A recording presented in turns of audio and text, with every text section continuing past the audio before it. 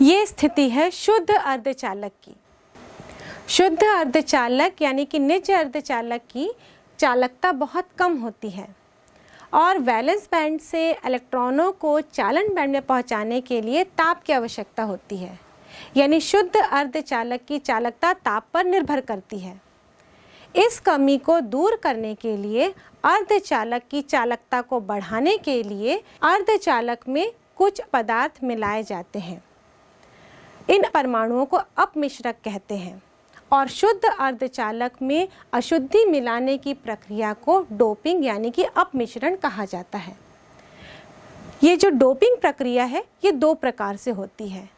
शुद्ध अर्धचालक में या तो हम पंच संयोजी यानी कि फिफ्थ ग्रुप के परमाणु मिलाते हैं जैसे कि आर्सेनिक, एंटीमनी और फास्फोरस, या फिर हम इसमें त्रिसंयोजी परमाणु यानी कि तीसरे समूह के एलिमेंट जैसे कि बोरॉन, इंडियम और एल्युमिनियम मिलाते हैं। और इस प्रकार जो बाह्य अर्धचालक होते हैं, जो अशुद्ध अर्धचालक होते हैं, वो दो प्रकार में बढ़ जाते हैं। जिसमें कि पंच संयोजी अशुद्धि मिलाई जाती है उसे हम कहते हैं एन प्रकार के अर्धचालक, और जिसमें त्रिसंयोजी अशुद्धि मिलाई जाती है उसे हम कहते हैं पी प्रकार के अर्धचालक। पंच संयोजी अशुद्धि मिलाने से क्या होता है और त्रिसंयोजी अशुद्धि मिलाने से क्या होता है, इसके लिए हम शुद्ध जर्मेनियम या सिलिकॉन के स्ट्रक्चर को समझते हैं। प्योर जर्मेनियम या सिलिकॉन का स्ट्रक्चर कुछ इस प्रकार सा होता है। ये सुंदर सा रंगोली के जैसे दिखने वाला स्ट्रक्चर सिलिकॉन या जर्मेनियम पदार्थ का है। यदि हम सिलिकॉन या जर्मेनियम परमाणु के एटॉमिक नंबर को देखें तो सिलिकॉन होता है 14 और जर्मेनियम होता है 32। इन दोनों ही परमाणु के बाह्य कक्ष में कितने इलेक्ट्रॉन हैं? 4, यानी कि इनमें 4 संयोजी इलेक्ट्रॉन हैं।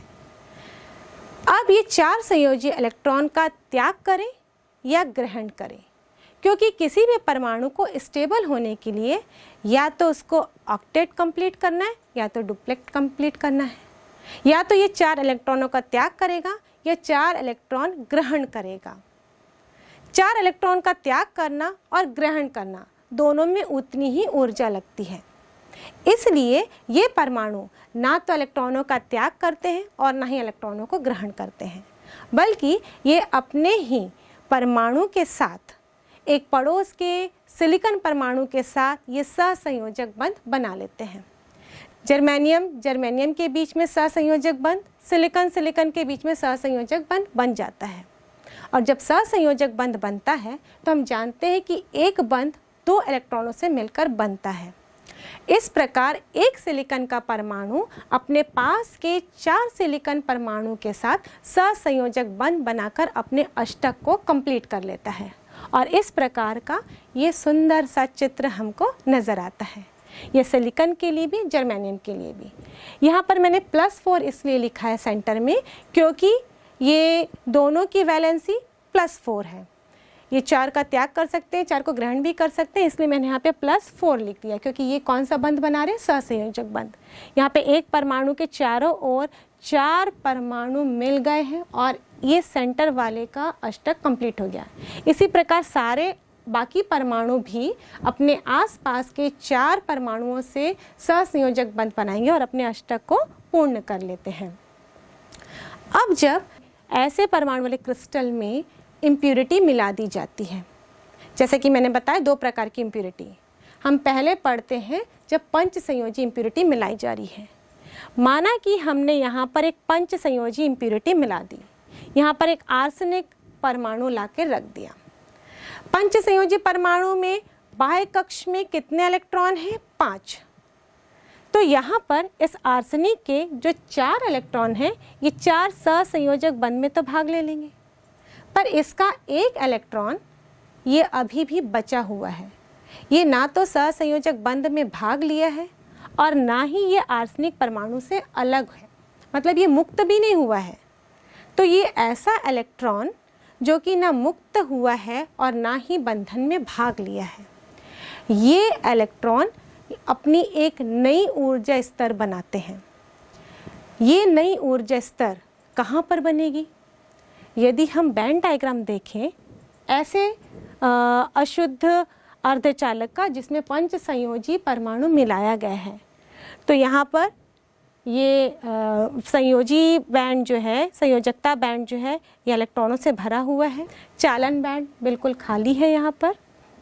और यहाँ पर देखें तो एक ऊर्जा स्तर हमको चालन बैंड के नीचे नज़र आता है, जिसमें चालन बैंड और इस ऊर्जा स्तर के बीच में बहुत ही कम ऊर्जा का अंतराल है। ये जो नया ऊर्जा स्तर बना है इसे हम कहते हैं दाता ऊर्जा स्तर, और ये ऐसे इलेक्ट्रॉनों का ऊर्जा स्तर है जो कि अशुद्ध इलेक्ट्रॉनों की अधिकता के कारण बने हुए हैं।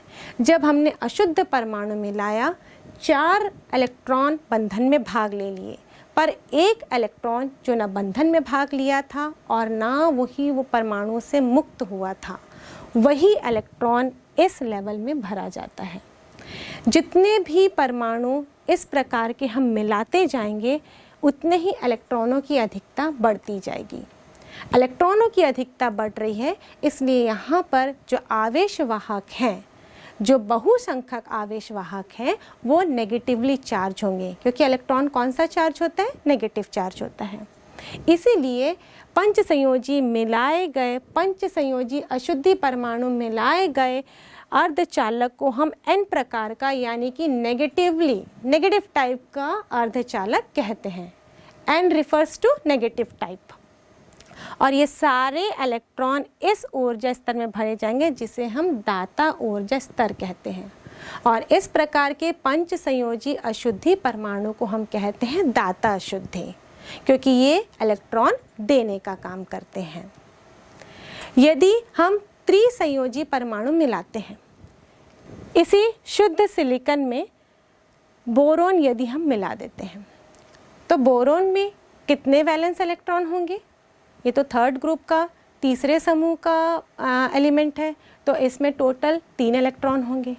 तो 3 इलेक्ट्रॉन तो सहसंयोजक बंध में भाग ले लिए। एक जर्मेनियम के पास 4 सहसंयोजक बंध हैं, 3 में तो इस बोरोन ने भाग ले लिया, लेकिन जो चौथा बंध था वहाँ पर इलेक्ट्रॉन की रिक्तता हो जाएगी। और इस इलेक्ट्रॉन की रिक्तता को हम किस नाम से जानते हैं? ये होते हैं होल। तो यहाँ पर इस बंधन में एक इलेक्ट्रॉन की जगह खाली हो जाती है, जिसे हम कहते हैं होल। इस प्रकार यहाँ पर धनात्मक आवेश वाहक होल होने के कारण इस प्रकार के बने अशुद्ध अर्धचालक को हम p प्रकार का, पॉजिटिव प्रकार का अर्धचालक कहते हैं। इस पॉजिटिव प्रकार के अर्धचालक में होल होने के कारण ये होल अब क्या करेंगे? इलेक्ट्रॉनों को अपनी ओर आकर्षित करेंगे। जहाँ से भी इलेक्ट्रॉन अपनी ओर आकर्षित होंगे, उस जगह पर एक होल, यानी कि कोटर, यानी कि वीवर बन जाता है, और इस प्रकार ये होल यहाँ पर चालन का काम करते हैं। अब ये होल को हम कहाँ दर्शाते हैं? इसका यदि बैंड डायग्राम देखें तो हमारे पास है valence band, conduction band. Valence band वैसे ही इलेक्ट्रॉनों से भरा हुआ, कंडक्शन बैंड यहाँ पर खाली। और ये जो होल है, ये क्या काम कर रहा है? ये इलेक्ट्रॉनों को अपनी ओर आकर्षित करने का काम कर रहा है। कहाँ से आकर्षित कर रहा है? जो सहसंयोजक बंध में इलेक्ट्रॉन है, उसी को तो ये अपनी ओर आकर्षित कर रहा है। इसलिए ऐसे होल को एक अलग ऊर्जा स्तर में दर्शाया जाएगा, जिसको हम बनाते हैं वैलेंस बैंड के पास, और इसको हम बोलते हैं ग्राही ऊर्जा स्तर, क्योंकि ये इलेक्ट्रॉन को ग्रहण करने का काम कर रहा है। और ऐसे मिलाए गए त्रिसंयोजी अशुद्धि को हम कहते हैं ग्राही अशुद्धि, क्योंकि ये इलेक्ट्रॉनों को ग्रहण करते हैं। तो ये जस्ट बनाए जाएंगे वैलेंस बैंड के ऊपर। यहाँ पर हम देखेंगे कि जो ग्राही ऊर्जा स्तर बना है होल का और वैलेंस बैंड, इनके बीच में अंतर बहुत ही कम होता है। अब हम निज अर्धचालक और अपद्रव्य अर्धचालक यानी कि बाह्य अर्धचालक में अंतर देखते हैं। ये निज अर्धचालक, अपद्रव्य अर्धचालक, ये चतुर्थ संयोजी शुद्ध अर्धचालक होते हैं। ये त्रिसंयोजी या पंच संयोजी अपमिश्रक मिलाने से प्राप्त अर्धचालक होते हैं। इनकी विद्युत चालकता कम होती है, इनकी विद्युत चालकता अधिक होती है। इनकी विद्युत चालकता ताप पर निर्भर करती है। इनकी विद्युत चालकता ताप के साथ साथ अपमिश्रक अशुद्धि की सांद्रता पर निर्भर करती है। इनमें होलों की संख्या इलेक्ट्रॉनों की संख्या के बराबर होती है। एन प्रकार के अर्धचालक में होलों की संख्या इलेक्ट्रॉनों की संख्या से कम तथा पी प्रकार के अर्धचालक में होलों की संख्या इलेक्ट्रॉनों की संख्या से अधिक होती है। अब दोनों को यदि हम कंपेयर करें तो पी प्रकार में इलेक्ट्रॉनों की अधिकता थी और एन प्रकार में होल थे। होल इलेक्ट्रॉनों को वैलेंस बैंड से अपनी ओर आकर्षित करने का काम कर रहे थे, यानी कि वैलेंस बैंड में अब क्या बच जाएगा, वैलेंस बैंड में बच जाएंगे होल। एन प्रकार में हम देखें तो जो ग्राही परमाणु था, यानी जो ग्राही ऊर्जा स्तर था, वो इलेक्ट्रॉन देगा किसको, चालन बैंड को, तो चालन बैंड में पहुंच जाएंगे इलेक्ट्रॉन। तो इस प्रकार यदि हम एन प्रकार के अर्धचालक का डायग्राम देखें तो उसमें कंडक्शन बैंड में इलेक्ट्रॉन पहुंच जाते हैं और वैलेंस बैंड में हो जाता है होल। तो अर्धचालक में चालन का काम केवल मुक्त इलेक्ट्रॉन नहीं करते। यदि हम पी प्रकार में देखें तो चालन बहुसंख्यक आवेशवाहक होल के कारण होता है और एन प्रकार में चालन का काम बहुसंख्यक आवेशवाहक इलेक्ट्रॉन के कारण होता है। इलेक्ट्रॉन मतलब वो मुक्त इलेक्ट्रॉन होते हैं। यहाँ पर मैंने बहुसंख्यक आवेशवाहक शब्द यूज़ किया है, इसलिए यूज़ किया है क्योंकि जब हम अशुद्ध अर्धचालक की बात करें तो उसमें दोनों प्रकार के आवेशवाहक मौजूद होते हैं, इलेक्ट्रॉन्स भी होता है और होल्स भी होते हैं, पर एक बहुसंख्यक होते हैं और दूसरे अल्पसंख्यक होते हैं। चालन का काम कौन करेगा, बहुसंख्यक। तो एन प्रकार में नेगेटिवली चार्ज इलेक्ट्रॉन बहुसंख्यक है, वो चालन करेंगे। पी प्रकार में पॉजिटिवली चार्ज होल बहुसंख्यक है, तो वो चालन का काम करते हैं। इस प्रकार यदि हम देखें तो पी प्रकार और एन प्रकार दोनों ही अशुद्ध अर्धचालक में चालन की प्रक्रिया अलग अलग तरीके से होती है। इस प्रकार हमने अशुद्ध अर्धचालक को बैंड डायग्राम के आधार पर देखा। अब हम एन प्रकार के अर्धचालक और पी प्रकार के अर्धचालक में अंतर देखते हैं। एन प्रकार का अर्धचालक, पी प्रकार का अर्धचालक। निज अर्धचालक में पंच संयोजी तत्व जैसे आर्सेनिक, एंटीमनी, फास्फोरस आदि अशुद्धियां मिलाने पर एन प्रकार का अर्धचालक प्राप्त होता है। निज अर्धचालक में त्रिसंयोजी तत्व जैसे इंडियम, बोरॉन, एल्यूमिनियम आदि की अशुद्धियां मिलाने पर पी प्रकार के अर्धचालक प्राप्त होते हैं। इनमें इलेक्ट्रॉन बहुसंख्यक आवेशवाहक और होल अल्पसंख्यक आवेशवाहक होते हैं। इनमें होल बहुसंख्यक आवेशवाहक एवं इलेक्ट्रॉन अल्पसंख्यक आवेशवाहक होते हैं। इनमें इलेक्ट्रॉन घनत्व होल घनत्व से अधिक होता है। इनमें होल घनत्व इलेक्ट्रॉन घनत्व से अधिक होता है। इनमें चालन बैंड की तली के नीचे दाता ऊर्जा स्तर होता है। इनमें संयोजकता बैंड के शीर्ष के ऊपर ग्राही ऊर्जा स्तर होता है। अब इनकी कार्य विधि को समझने के लिए हम वापस इसके स्ट्रक्चर को देखते हैं। जैसे कि मैंने आप लोग को बताया अभी कि एन प्रकार में एक दाता शुद्धि मिलाई जाती है जो कि इलेक्ट्रॉन देने का काम करती है, और इसकी चालकता को बढ़ाने के लिए हम क्या करेंगे, अशुद्धि परमाणु बढ़ाते जाएंगे। जितने अशुद्धि परमाणु बढ़ते जाएंगे उतनी उसकी चालकता बढ़ते जाएगी। इसका स्ट्रक्चर कुछ इस प्रकार होगा। कोई भी स्थायी परमाणु उदासीन होता है क्योंकि उसमें प्रोटॉनों की संख्या और इलेक्ट्रॉनों की संख्या बराबर होती है।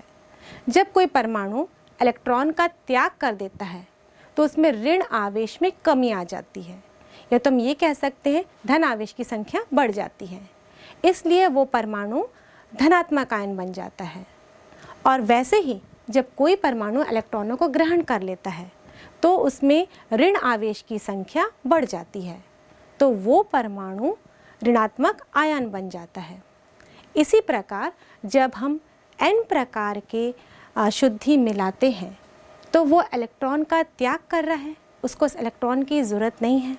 ये ऐसे इलेक्ट्रॉन हैं जो संयोजकता, जो कंडक्शन बैंड के नीचे अपना ऊर्जा स्तर बनाए हुए हैं, और ये ऊर्जा स्तर लगभग जो डिफरेंस होता है वो 0.01 इलेक्ट्रॉन वोल्ट से 0.05 इलेक्ट्रॉन वोल्ट का होता है, मतलब बहुत ही कम।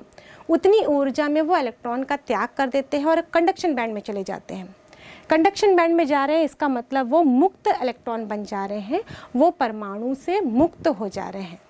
तो वो जो परमाणु अशुद्धि हमने मिलाया था वो बन जाता है धनात्मक आयन, या फिर वो बन जाता है दाता आयन, जो कि होता है धनात्मक। इसलिए जब हम इसका स्ट्रक्चर देखें तो इस प्रकार का हमको दिखेगा। इसमें मैंने बड़े गोले बनाए हैं जिसमें धन लिखा है, और ये जो बड़े गोले हैं वो धनात्मक दाता पर आयन को रिप्रेजेंट कर रहे हैं, और साथ ही यहाँ पर बनेंगे इलेक्ट्रॉन, क्योंकि वो धनात्मक आयन कब बना, जब उसने इलेक्ट्रॉन का त्याग किया। तो एक परमाणु ने एक इलेक्ट्रॉन का त्याग किया, इसलिए एक परमाणु के साथ हमने एक इलेक्ट्रॉन बनाया। इसी प्रकार जितने ही अशुद्धि परमाणु हमने मिलाए हैं वो सारे बन जाएंगे धनात्मक आयन, यानी धनात्मक दाता अशुद्धि आयन बन जाएंगे, और उनके साथ उतने ही इलेक्ट्रॉन मौजूद होंगे। इसलिए तो हम कहते हैं कि अगर अर्धचालक की चालकता बढ़ाना है तो अशुद्धि भी अधिक मिलानी होगी।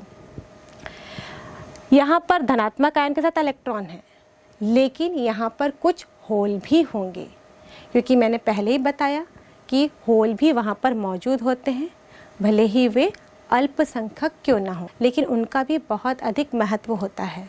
जब हम इसकी कार्यविधि को आगे समझेंगे तो हम देखेंगे कि जो अल्पवाहक भी होते हैं वो भी किसी स्थिति में बहुत महत्वपूर्ण भूमिका निभाते हैं।